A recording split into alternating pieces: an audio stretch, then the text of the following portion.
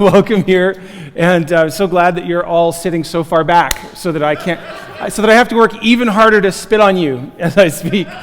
Oh, let's just pray. Jesus, thank you for everything you've been doing already this morning. Thank you for the way that you draw us into worship, and it's about you, and yet you somehow bless us anyway. It's so awesome. Thank you so much. In Jesus' name, amen. So, this is the final week. Sorry you missed it if you haven't been here. Of a 4-week series called Red Light, Green Light, where we've been looking at how to tune into God's voice in such a way that we can actually do something with it and actually have our lives changed by Jesus. So we talked the first week about the fact that God is speaking to all of us, whether we clue in or not. And sometimes all we need is we need someone to just point it out, and it can open up an entirely new world. So that's what I tried to do week 2 by introducing you to these 5 packages that God packages his voice in. So in other words, his communication to us comes in different forms, and if we're only looking for one of those expressions, we might miss God's voice because he's trying to speak to us a different way. And then last week, I gave you kind of a practical handle on the way he guides us. Sometimes he gives us messages that are like green light, some are red light, like stop, and some are like yellow light, like slow. Now, someone told me after the message that yellow did not mean slow to them, that to them yellow meant floor it. But really, we know that yellow is supposed to mean slow, and so even though we may need some heart work in our traffic navigation skills, the metaphor still holds. So deal with it. We also talked about how God really, he loves us so much that he sent us Jesus. So he wants us to experience life in the fullest sense possible. But we've got this tricky piece called free will that we wrestle with. So we have the opportunity to mess it up ourselves. So God guides us into the best life possible by, number 1, and this is the red light, green light piece, guiding our choices. This week we're going to talk about how God actually shapes our perspective to keep us out of the ditch in terms of seeing life in the way he would like us to. And I'm going to give you 3 words today, and we're going to talk about how God shapes our perspective in each of these areas, because this is huge. If you can learn to hear God speaking into these 3 concepts, your life will change its direction. So we got hindsight, insight, and foresight. Obviously past, present, and future. And if you know anything about me, you know that this is a big way about how I think. I love talking about the way our brains jump from past to present to future. So what I'm going to do is I'm going to unpack these 3 words and how God can speak into those 3 words and why it's important. And then I'm going to give you, at the end, I'm going to give you a powerful question that you can take to God that will help you get traction on all 3 of these words. So a single question that's going to help you track with God in maybe ways that you haven't even thought of before. So let's just jump into the hindsight piece. How many of you have heard this phrase? I'm sure you have. Hindsight is 2020. How many of you believe that? Hindsight is 2020. How many of you have said that? And you don't believe it. Okay, so it's just a nice thing to say, or no, you know what? Hindsight is 2020. Absolutely 100% true, which is why history never repeats itself. It's why people always learn from their mistakes, because hindsight is 2020. I know what we think. We think that after the fact we can look back and we can look at what happened and we can get better insight on what actually happened. But hindsight is 2020 is more than overstating the case. In fact, we are blind as bats when it comes to hindsight. And I know you probably disagree with me, but I got to tell you, as a pastor, I can't even count. For someone who's been in the ministry for 25 years or so, I can't even count how many people look at something that happened to them, hindsight, and are living in bitterness because of what happened. I can't even count how many people are crippled by fears in the present or about the future because of the way they've interpreted their past. I can't even count how many times I found someone that's just shackled with an identity crisis. They don't believe in themselves or who they are because of what they've concluded out of their past, what's unfolded in their lives. I can tell you from personal experience that we suck at hindsight. I know, again, you disagree with me. You disagree with me. But you all, I think what you can agree is that you're going, I'm not bad at hindsight, Brad. If you just knew me, you'd know that I'm just like clear as a bell. What I am good at is seeing it in others, right? I don't know what everyone else is smoking, but when I look at my past, I see it clear as day. But like, how many times have you known someone close to you, but they're not close enough to actually speak into their life? Like, your advice isn't welcome, but you're looking at their choices and you're going, what are you even doing? Like, can you not connect the dots? Like, you're just like, there's a pattern developing, and they're just like, nope, I don't see it. And they just keep doing the same thing over and over and over and over again. Now what you need to know is that somebody, probably even in this room, is able to look at your life and see that disconnect, even though you can't see it in yourself. You can see it in others, and you are the others. to someone else. So you just got to know that you're not very good at this. Now, this is very freeing. It's very freeing because then you're not responding. No, I'm just kidding. You're responsible. But here's a common one. This, I think, quote has been attributed to Rick Warren first, at least in the Twitter sphere. I don't know if it's actually true, but this is actually really important. Let me connect some dots for you in your life. Some of you are going to walk out of here just wailing, going, my life is ruined. But this is my joy as a preacher. This is creating your problem and then trying to fix it. So as you look, when people respond and laugh, it's so much better for me. So thank you. You know it's about me, right? Okay.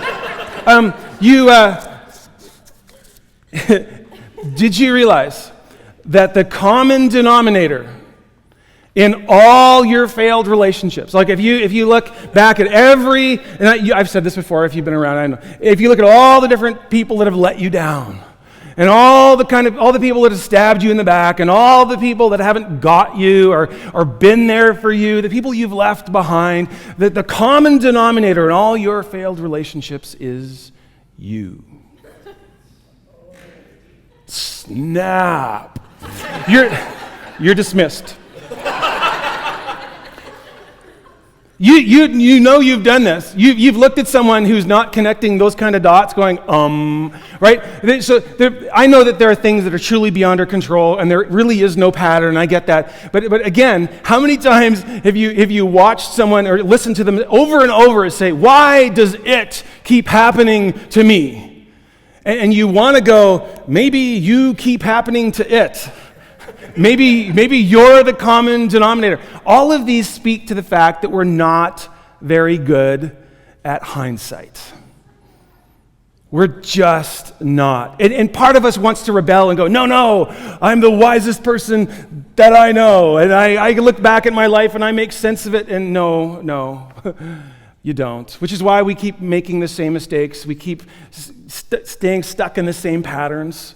Now, the good news is that we're not the only ones. In fact, there's a story in the Bible where Jesus' disciples, so the 12, like the ones they make statues and pillars out of and are in stained glass windows, those 12 guys, they were hanging out with Jesus, the Son of God, like the truth incarnate.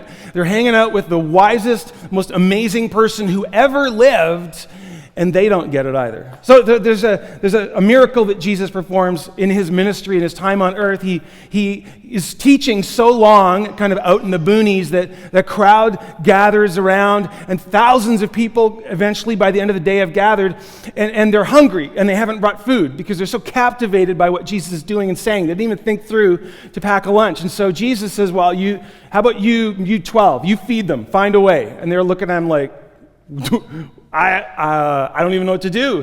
And so one of the disciples comes and he says, well, I got this kid's lunch. I took it from him. He wasn't looking. I don't know. So, or he gave it. I don't know. But you took a little boy's lunch, man. But it's got like 5 loaves and 2 fish or something in it. And Jesus says, great, let's work with that. He prays, he blesses the fish and the loaves, and they hand them out to 5,000 people. And there's baskets left over. Like, what just happened? And then there's another story. I don't know if you know this. This happened twice in Jesus' ministry. So another time it happened with 4,000 people. And after they had the second encounter with this amazing miracle that Jesus performed, this is where I'm going to pick up the story. So they get into a boat, these 12 guys again, and this has just happened. And when they went across the lake, the disciples, this is so awesome. They have baskets left over. The disciples forgot to take bread. Love it. So they're not thinking ahead. So their foresight is definitely needing work. But then Jesus says, be careful. Be on your guard against the yeast of the Pharisees and Sadducees. And they discussed this amongst themselves and said, it's because we didn't bring any bread. I'm pretty sure that's what he's getting at. Right? Peter, you're like, were you taking notes? Because I'm not seeing the connection. And so Jesus, aware of their discussion, Jesus asked, oh, you of little faith, why are you talking amongst yourselves about having no bread? Do you still not understand? Don't you remember the 5 loaves and the 5,000 and how many basketfuls you gathered? And then we just did this again. How is it that you don't understand? I wasn't even talking to you about bread. Now, I'm not going to get into what he's actually talking about. I'm just making the point that here these guys have walked through some incredible stuff that you and I have never even dreamt of seeing, and they're like, I don't get it. They're not connecting the dots. And Jesus is in the boat with them, and even with Jesus helping them connect the dots, they're not connecting the dots. So if this can happen to them, it can happen to us. So it's definitely important. Now here's the point. You can't leverage the full power of your past. In other words, be set free from it and actually use it in a powerful way in the present and the future. You can't leverage the full power of your past until you understand what it means. You can't.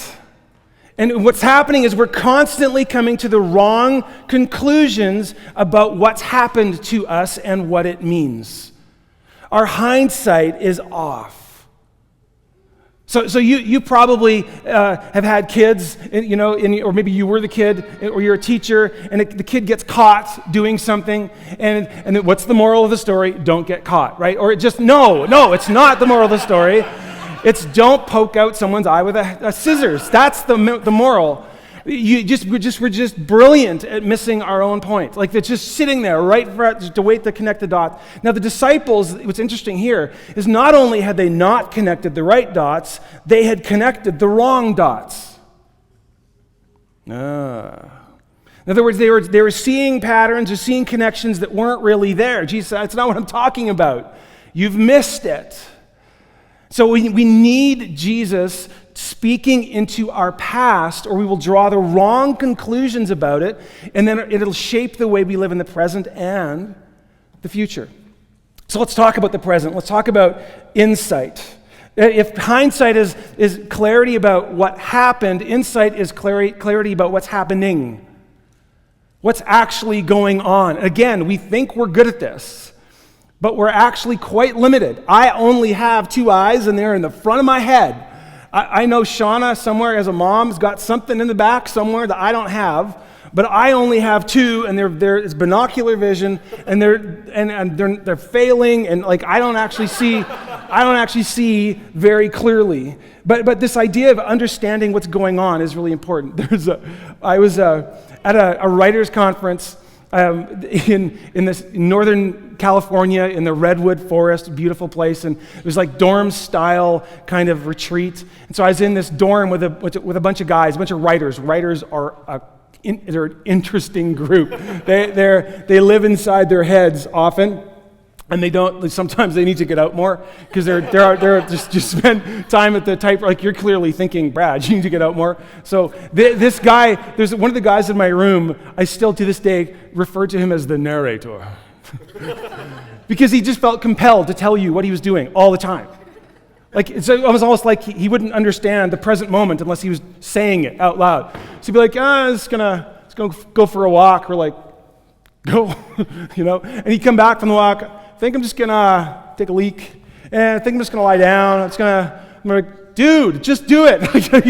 But he was trying to get a handle on this present moment thing. It was really funny. But here's the principle on this insight word. The clarity or the accuracy of our insight into the present moment, it hinges on the accuracy of our hindsight. And here's why. The filter that you and I are using to interpret the present moment is our hindsight. You are looking at this present moment through the lens of what you've experienced. You've drawn conclusions about what it all means and how that farms out into making decisions in the present moment, and that's your filter. So if your hindsight is twisted or off, if you're connecting dots that shouldn't be connected, or you're not connecting dots that should be connected, that changes the way you see the present moment in fundamental ways. In other words, we need Jesus speaking into our lives as they happen, like the disciples were doing. So that's the brilliant part about having Jesus in the flesh. You can actually talk to him as you're walking along the path. So what do you think? Was it good? Was it awesome? No, actually you have no faith. Oh, okay. So like Jesus is speaking in. He's like color commentary with these guys as they're walking with him. Now what's interesting about this, the way Jesus lived and the way he interacted with his disciples, is he gave them feedback all the time on how they were seeing, how they were acting, how they were petty, how they were selfish, and he showed them how to live as they lived. And this is the kind of relationship that Jesus wants with us now. But this is one of the things that he said to his disciples. There was a moment where the people around him and his disciples were connecting all kinds of dots that they had no business connecting, and they weren't connecting dots that they should have been connecting. And he said this. He said, "Stop judging," and judging means discerning, coming to conclusions about. Stop judging by mere appearances and make a right judgment. In other words, don't trust what you see. Don't immediately conclude that you're seeing what you should see, because remember, you're seeing through a very established filter. There's a verse in the Old Testament where it says, "Do not lean on your own understanding, but in all your ways acknowledge him, and he will make your path straight." In other words, don't think that you're so smart and you've got life figured out, you've drawn the right conclusions from your past so that you are fully equipped to make the right calls and the right discerning kind of, insights about the present moment. He says, don't do it. And then in another verse, he says, here's how I do it. And this is instructive. He actually says, this is really short, he says, I judge only as I hear. In other words, he's walking with his heavenly Father, and he even the Son of God, as things are happening around him and he's looking at what's going on, he's actually saying, Father, what's going on? Help me see, and this is a beautiful prayer, help me see what you see, help me hear what you hear, help me conclude the right things from what's happening around me, because I have a limited perspective. So again, if we start this conversation thinking we're good at it, we'll tend to walk independently of God and not pray about the stuff we should be praying about. What about foresight? Looking into what might happen, what should maybe happen, the ability to look ahead. This is the one that parents struggle with their children the most with, because it's about cause and effect. There are spiritual ramifications, and you can talk about God speaking into the future in like a prophetic way, but on a very basic level, this is about understanding the relationship between cause and effect. If I do this, then that might happen. If I don't do this, this will. If these folks continue on this path, it's probably going to lead. And there are no certainties because we are not God, but still we've got to get better at this. And we're painfully bad. Again, we can see this in others, especially our children. As a parent, I am sometimes so conflicted, and you understand how this is, I'm sure. I'm so conflicted between these are my beautiful children, and they're gifts from God, and I would die for them, and they're so dumb. How on earth can you not connect these dots? And okay, how about, sure, try that out. And my favorite line as my kids are older, because when they're younger, you're like all getting in there, like you're helicoptering over them and you're trying to help them make the right decisions. And now my favorite question asking my kids is, so how's that working for you? That's because I'm trying to get them to just like, hey, what's going on? What's been happening? Are you connecting the dots? Are you actually understanding what's happening in your life? Do you see where this might be leading? Let's employ some foresight. How about?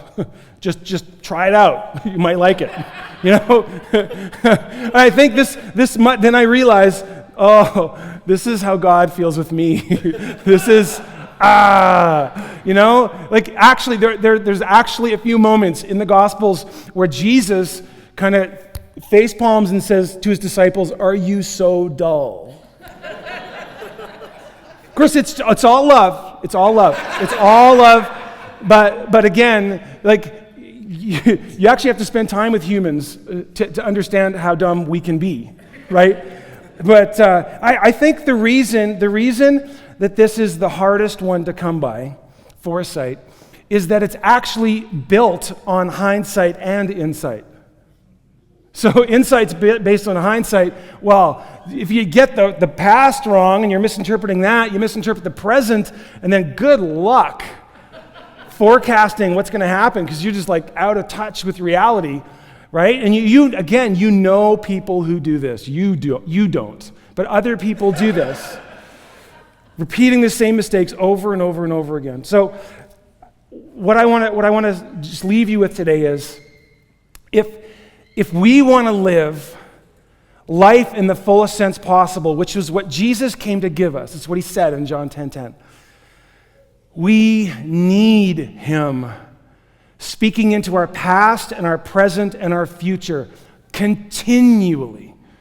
We need him to reshape and reinterpret our past for us so that we can understand more accurately what it actually means instead of what we thought it meant. We need him speaking into our present so that even though we've misinterpreted the past, we can still get something right in the now. And we certainly need him helping us to see where this all might lead if we continue down the path we're going on.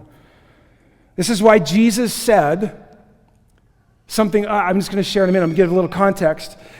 It's one of my favorite verses actually in the New Testament. And it comes out of a moment of temptation. So here's Jesus, the one who he is the life. He's the way, and he's the truth, and he's the life. And he came to bring us life to the full. And the devil came to him and tried to tempt him out of life to the full.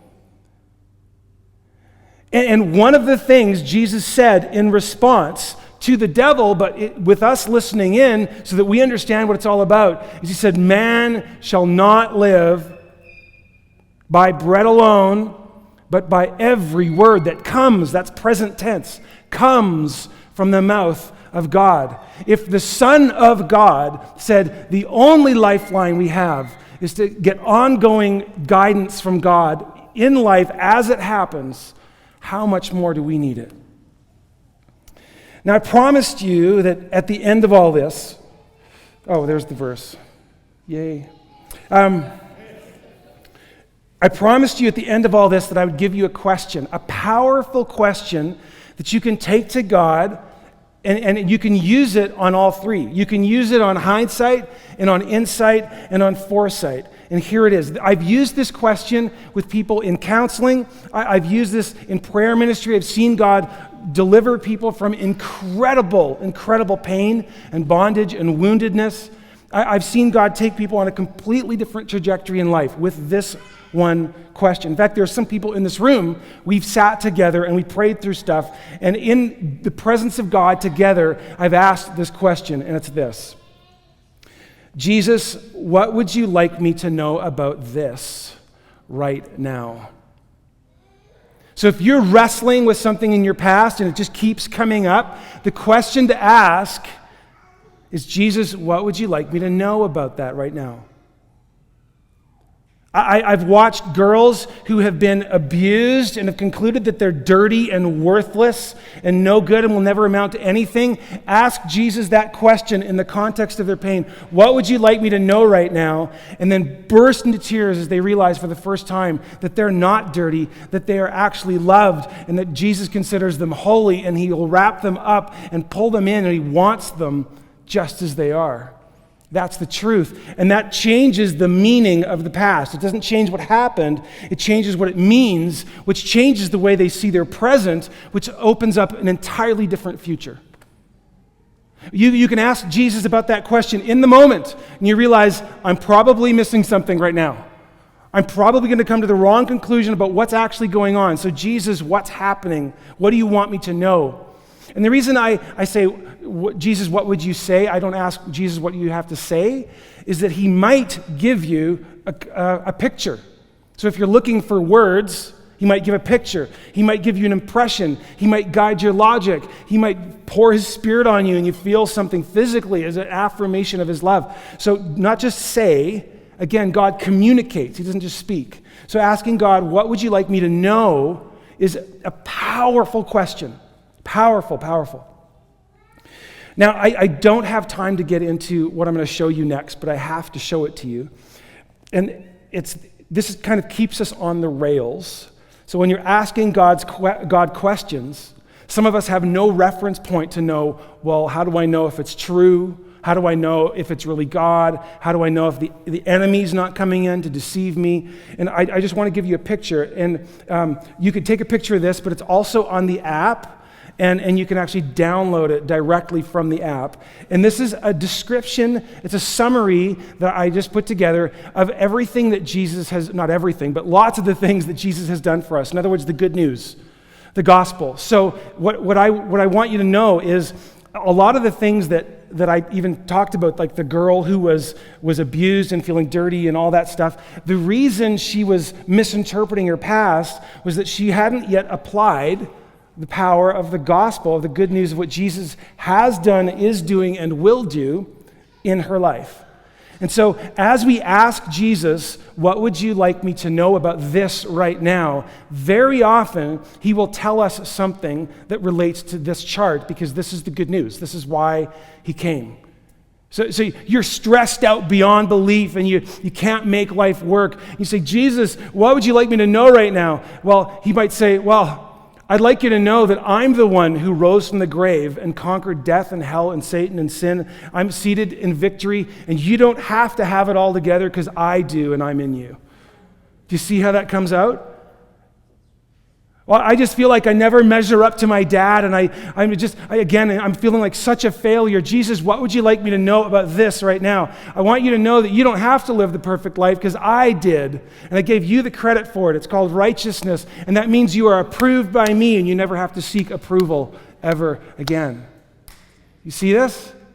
These are the things that Jesus is going to be saying to us. But I just know that I need to work off my sin. I feel so guilty. No, I want you to know that I paid for your sin, and you are loved and you're cherished. There's nothing you can do to knock that out of your life because I've got you in my hand. So I want to give you this, and you can, again, download it right off the app. There's a PDF there.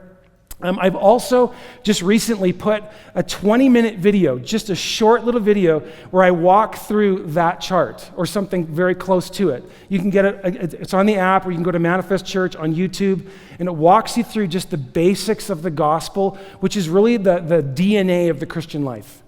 So I really encourage you to familiarize yourself with that, dig into it, ask God to help you, convince you of it, because as you find out what Jesus has done for you, you really are just set free. That's why he came.